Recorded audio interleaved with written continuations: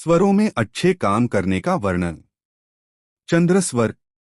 चंद्रस्वर में वे काम करना चाहिए जो स्थायी हों और जिनमें कुछ परिश्रम और प्रबंध की आवश्यकता हो, जैसे मकान बनाना, बाग लगाना, कुआं खुदवाना, तालाब बनवाना, दूर देशों की यात्रा करना, नए आश्रम में प्रवेश करना, मकान बदलना, विवाह करना, आभूषण पहनना, सामान इकट्ठा करना, दान देना, औषधि खाना, हाकिम से मिलने जाना, व्यापार करना, मित्रों से मिलना, सवारी हाथी घोड़े मोल लेना, दूसरों की भलाई करना, गाना, नाचना, बाजा बजाना, एक स्थान से दूसरे स्थान पर रहने जाना, पानी पीना, पेशाब करना, धन एकत्र करना, बीज बोना, विद्यारंभ करना, घर की नींव रखना, गांव खरीदना, दुकान खोलना, किसी की सिफारिश करना, किसी देश पर अधिकार करना, दक्षिण या पश्चिम की यात्रा करना, प्रेम करना, प्रार्थना करना, राज पर बैठना और नौकरी पर पहले दिन जाना इत्यादि।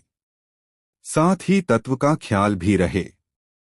यदि चंद्र स्वर में जल या पृथ्वी तत्व चलता हो तो काम उसी क्षण पूरा होगा। सूर्य स्वर।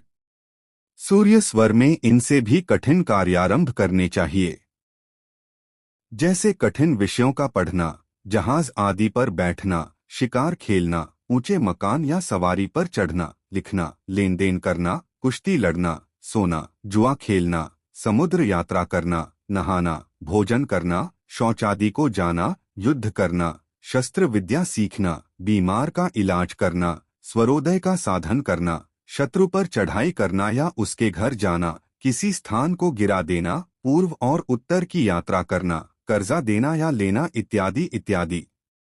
सुषुम्ना स्वर। सुषुम्ना स्वर के चलते समय कोई संसारी कार्य नहीं करना चाहिए। यदि कोई कार्य किया जावे तो वह कभी भी ठीक न होगा। इस समय हरि कीर्तन, योगाभ्यास, सोह का जप आदि करना चाहिए। इस समय का किया हुआ योग साधन बहुत अधिक प्रभाव रखता है। इसका मुख्य कारण यह है कि सुषुम्ना स्वर के चलते समय शरीर की सब नाड़ियां और सब चक्र कुछ विकसित हो जाते हैं। सूर्य चक्र की ग्रंथि भी अभ्यास से दिखने लगती है। इसी प्रकार यह भी ध्यान रहे कि तत्व का प्रभाव स्वर से अधिक पड़ता है। पृथ्वी तत्व में वे काम करने चाहिए जो कि परिश्रम और दृढ़ता चाहते हैं। जल तत्व में जल्दी के काम करने चाहिए।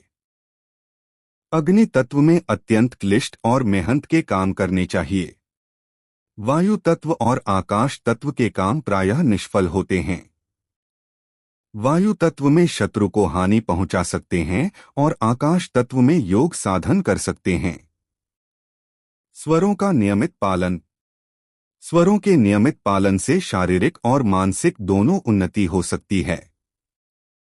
प्रातःकाल उठकर यह देखें कि आज कौन दिन है, पक्ष कौन सा है, तिथि कौन सी ही।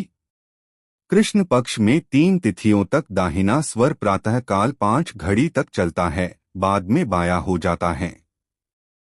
यदि दिन, तिथि और पक्ष समान हो तो दिन अच्छी तरह से बीतेगा, कोई भी दुर्घटना नहीं होगी। 3 दिन तक लगातार नियमपूर्वक स्वर और तत्वों के चलने से पक्ष बहुत अच्छा बीतता है। इस शास्त्र के आचार्यों ने अपने अनुभव से बतलाया है कि यदि सूर्य के स्थान में चंद्रमा की चाल हो तो पहले 2 घंटों में चिंता और शोकयुक्त घटना होवे, दूसरे 2 घंटों में धन की हानि, तीसरे में यात्रा, चौथे में हानि, 5वें में पदच्युत होना, 6वें में रंज, 7वें में बीमारी से कष्ट, 8वें में पीड़ा या मृत्यु। यदि प्रातःकाल सूर्य स्वर चले तो निराशा से आशा का प्रादुर्भाव होवे, इसके विपरीत निराशा व कष्ट हो। यदि किसी प्रकार का दुख या संताप हृदय को पीड़ा दे रहा हो तो चंद्र स्वर चलावे, इससे प्रशंसा हो जावेगी। दिन को तो चंदा चले, चले रात को सूर, यह निश्चय कर जानिए प्राण गमन है दूर। अर्थात दिन को चंद्र स्वर चलावे और रात को सूर्य स्वर, जो ऐसा साधन करता है उसकी असामयिक मृत्यु नहीं होती। केवल भाजन करते समय बराबर आधे घंटे तक सूर्य स्वर चलावे और रात्रि को पानी पीते वक्त 15 मिनट तक चंद्र स्वर रखे। सूक्ष्म भोजन कीजिए, रहिए या पड़ सोए। जल थोड़ा सा पीजिए, बहुत बोल मत खोए।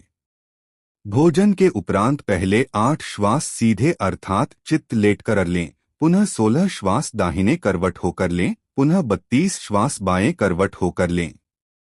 इस तरह करने से बहुत सी बीमारियां भाग जाती है। यदि किसी मनुष्य ने जहर खा लिया है तो चाहिए कि चंद्रस्वर और जल तत्व शीघ्र ही चला दे। जहर का कुछ भी असर न हो सकेगा।